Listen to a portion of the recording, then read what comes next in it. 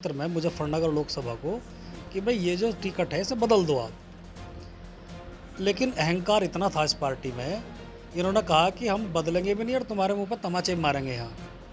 तो ये हमारे स्वाभिमान के साथ खिलवाड़ हुआ। वो वहाँ मेरठ जो वो हुई थी सभा, उसमें योगी जी का कोई फोटो नहीं लगाया, तो उसकी भी चिंगारी फैल ली।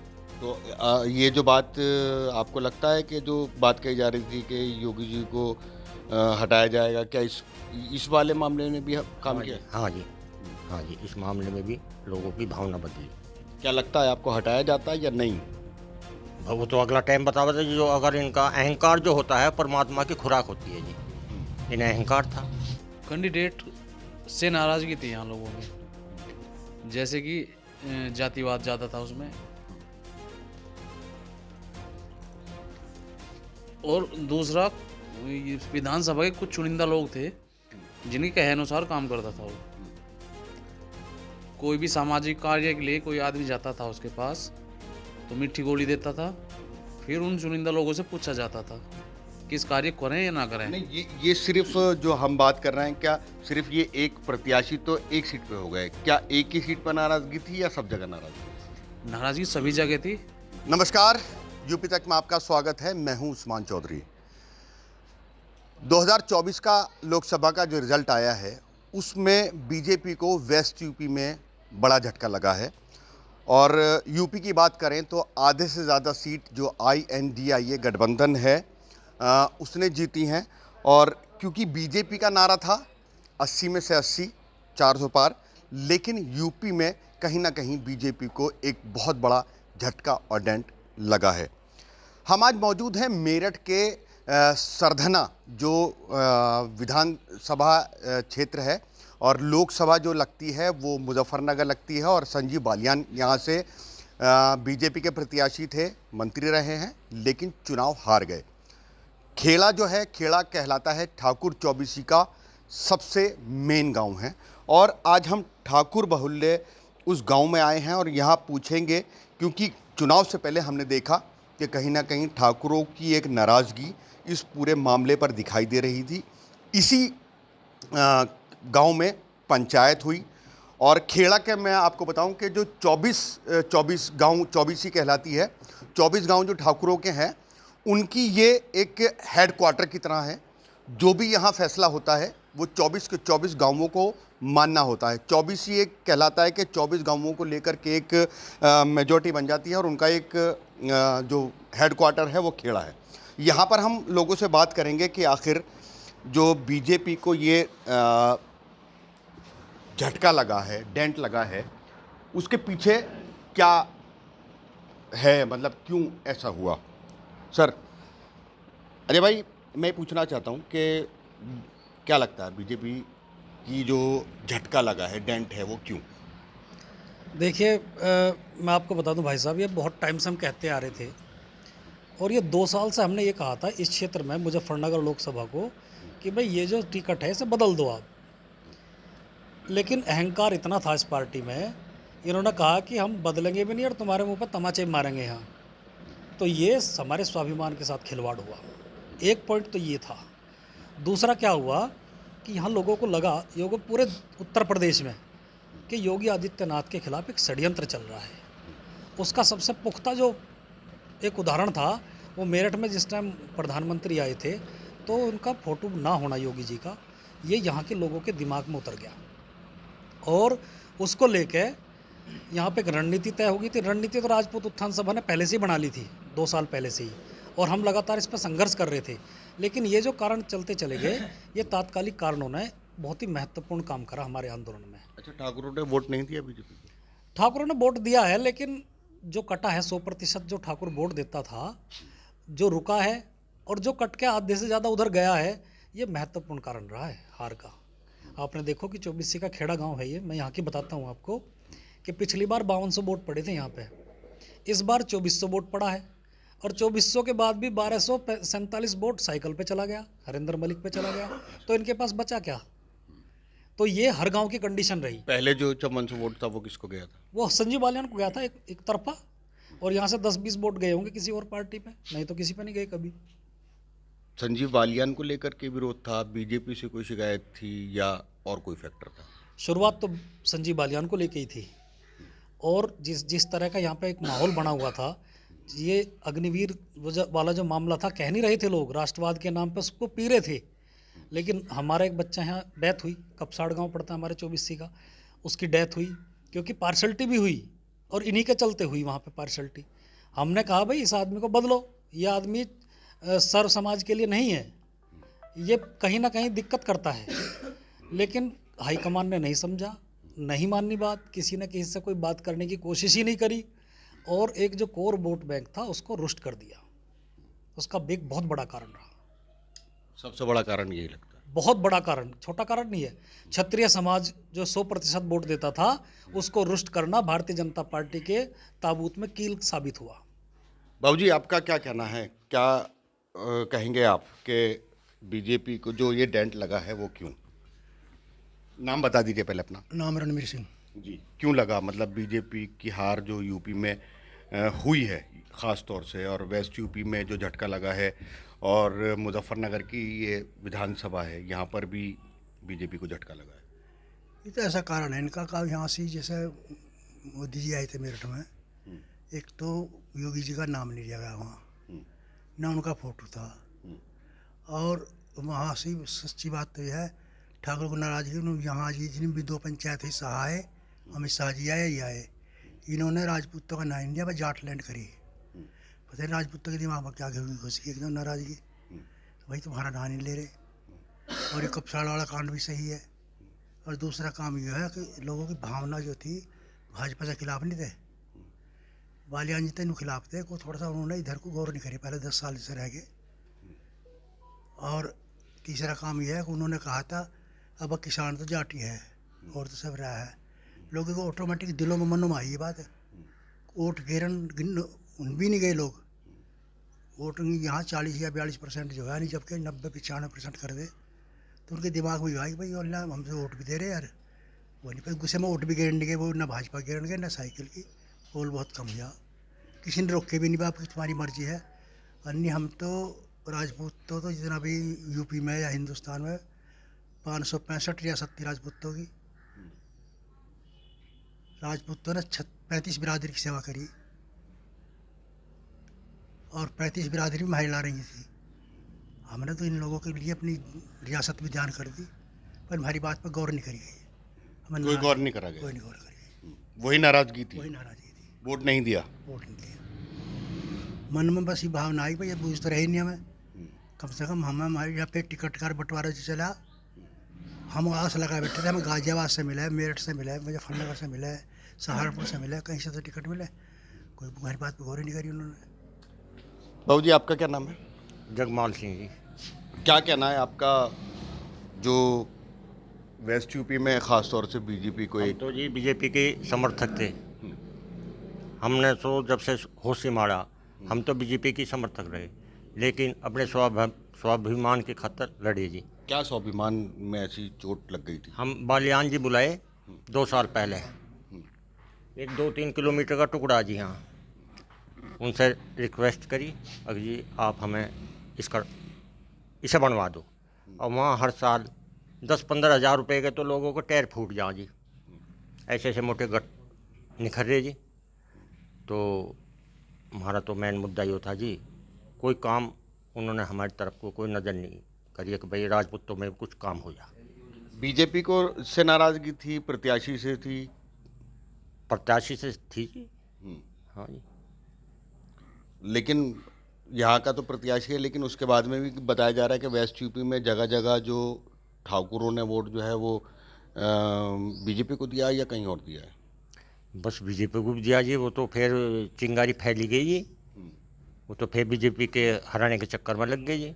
फिर दूसरी बात, वो वहाँ मेरठ जो वो हुई थी सभा, उसमें योगी जी का कोई फोटो लगाया, तो उसकी भी चिंगारी फैली जी। तो ये जो बात आपको लगता है कि जो बात कही जा रही थी कि योगी जी को हटाया जाएगा, क्या इस वाले मामले में भी काम किया? हाँ जी, हाँ जी, इस मामले में भी लोगों की भावना बदली। क्या लगता है आपको, हटाया जाता है या नहीं? वो तो अगला टाइम बता बता जो अगर इनका अहंकार जो होता है परमात्मा की खुराक होती है जी, इन्हें अहंकार था।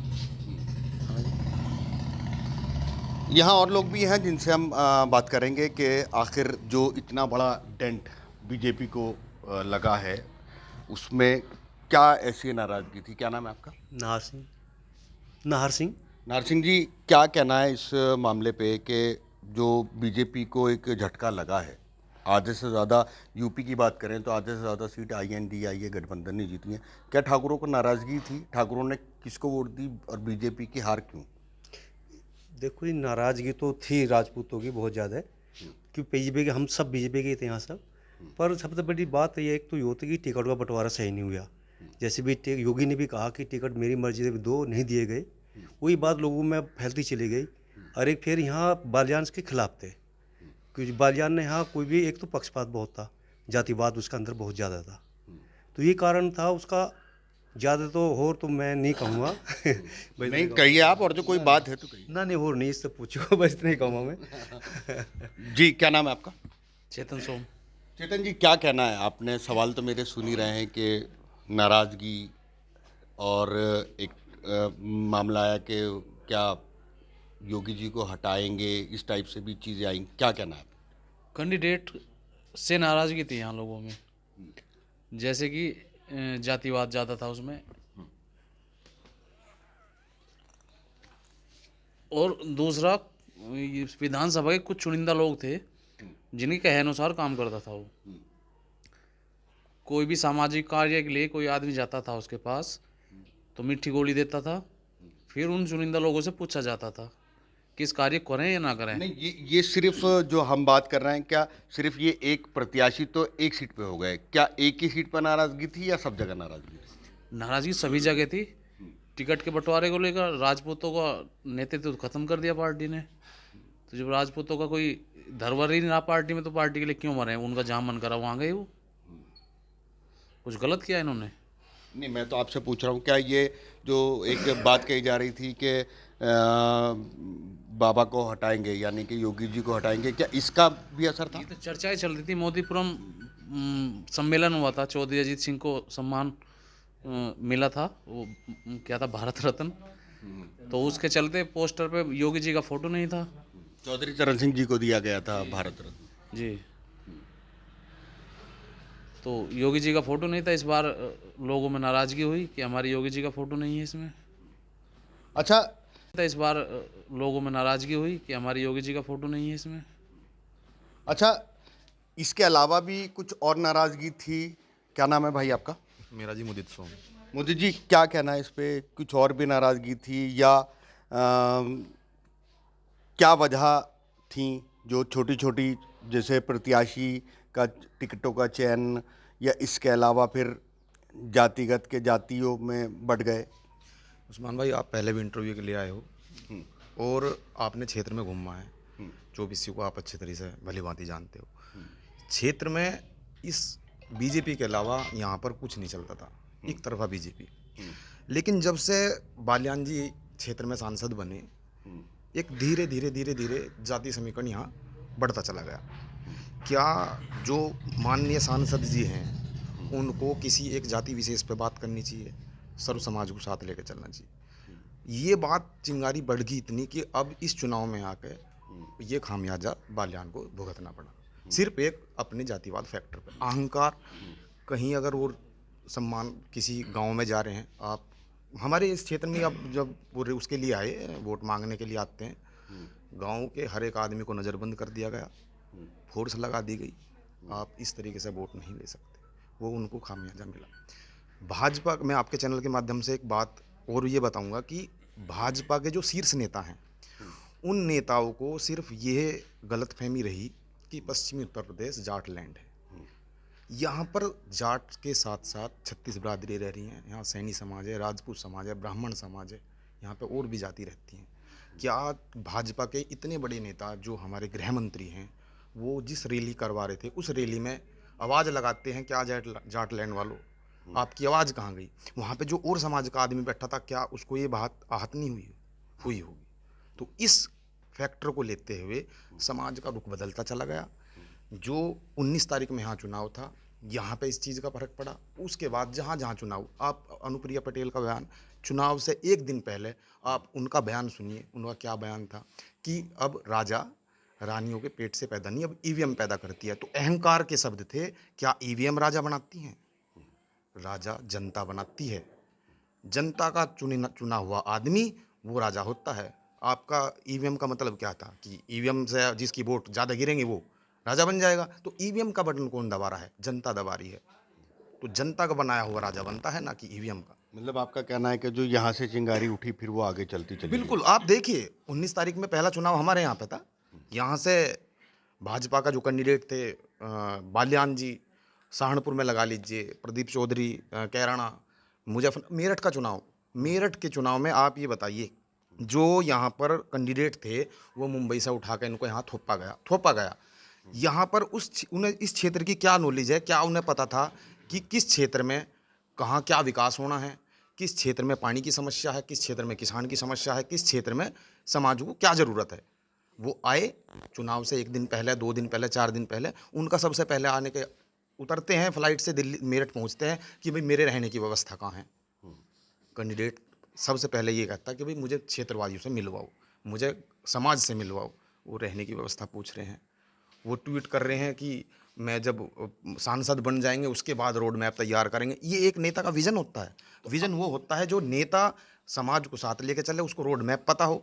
आप एक इतने बड़े क्षेत्र के सांसद बनने जा रहे हो, आपको रोड मैप ही नहीं पता, आपको प्लानिंग नहीं पता, आपको फ्यूचर नहीं पता क्या करना है पब्लिक के लिए। तो सबसे बड़ी वजह निकल के क्या आई? मतलब योगी जी का हटाने की बात आई कि जी आपको लगता था कि हटा दिया जाएगा? देखिए सर, योगी जी के हटाने का वो एक पार्टी के अंदर बात चली, बाहर आई, क्योंकि इनका जो इनके कार्य थे, मेरठ में रैली होना, योगी आदित्यनाथ के खिलाफ अमित शाह का थोड़ा सा रुख अलग हो जाना, उनके कहे हुए जो सांसद टिकट थे उनको ना देना, तो ये कहीं ना कहीं ये दिखा रहा था कि बीजेपी आने वाले समय में योगी आदित्यनाथ के लिए कोई एक्शन ले सकती है। आपको लगता था? लगता था, 100% लगता था। और ये आई थिंक अगर ये मजबूती के साथ मेजोरिटी में आती भाजपा, तो इसमें कुछ ना कुछ कार्रवाई होती भी। अभी इनके पास में ये बैसाखी पे सरकार आ गई है, तो डेफिनेटली अब काम ये आराम से करेंगे, क्योंकि अहंकार रावण का नहीं रहा, ये तो एक पार्टी है। क्या कहना चाहेंगे? मेन जो नाराजगी या जो भी रहा, क्या मेन मुद्दा क्या रहा बीजेपी को डेंट मिलने का? मेन मुद्दा तो भाई साहब ये रहा है कि इस पार्टी में घमंड सिर चढ़ के बोल रहा था इनके। इतने बड़े घमंडी हो गए थे, अगर किसी बात को भी कहा जाता तो उसे नज़रअंदाज करते थे। इतने छोटे छोटे मुद्दे आगे बढ़ के और उन्हें कहा गया, उन्हें मानना इनको ना ये कुछ नहीं है, ये कुछ नहीं हो रहा। अमित शाह से कहा भाई राजपूतों का जो मामला है ये आपको कहीं नुकसान देगा? नहीं नहीं, ज़मीन पर कहीं नहीं है। यो इलाज कर दिया, ज़मीन पर तुझे बैठा दिया, ला के बैठा दिया। नहीं बिल्कुल, आप तो देख रहे कहाँ 6, 7वें नंबर पर बैठा। और चाणक्य बनना था, चाणक्य हमारे ऊपर बनना था। और ये जो कह रहे थे ना सोशल मीडिया हम चला रहे थे। और जिस दिन से हमने आंदोलन शुरू करा, एक पोस्ट तो दिखाई दी हो इनकी कहीं? सारे क्षत्रिय समाज की पोस्ट थी और सर्व समाज हमारे साथ लगा हुआ था। क्या आगे ये नाराजगी ऐसी रहेगी? बिल्कुल रहेगी। अब तो ये नीतियों पर आ गई है भाई साहब, अभी नीतियों पर आ गई है। इन्हें अग्निवीर योजना को परमानेंट करना पड़ेगा, इन्हें जो पुरानी पेंशन है वो बहाल करनी पड़ेगी। और अब आया मज़ा, तो जनता का तो अभी आया मज़ा। देखो जितना बड़ा जनाधार होगा वो निरंकुश सरकार का बनाता है। अब इनके पास जनाधार ही नहीं है, सरकार निरंकुश कैसे होगी? ये घमंड तब टूटेगा ना इनका। अब जब बात कहेंगे, दूसरी पार्टियां भी हैं, उनसे जाके मांगेंगे, उनसे आंदोलन करेंगे, तो यहाँ पे आके अब जनता को लाभ होगा इस चीज़ का। तो आपने देखा कि ये खेड़ा के लोग हैं और यहाँ हमने उनसे वही बात पूछी कि आखिर जो बीजेपी को एक डेंट यूपी में नज़र आया है लगता हुआ, और बहुत बड़ा डेंट है, बहुत बड़ा नुकसान है, और कहीं ना कहीं जो क्षत्रिय समाज के लोग हैं, खेड़ा के लोग हैं, उनका कहना है कि हाँ इनको नाराज़गी थी और नाराज़गी जो है वो कायम रही। इनकी प्रत्याशी से भी नाराज़गी थी, इनकी पार्टी के जो छोटी छोटी बातें हो रही थी उनको लेकर की वह नाराज़गी थी, और इनका गुस्सा था कहीं ना कहीं वो वोट में निकला है। उस्मान चौधरी, मेरठ, यूपी तक।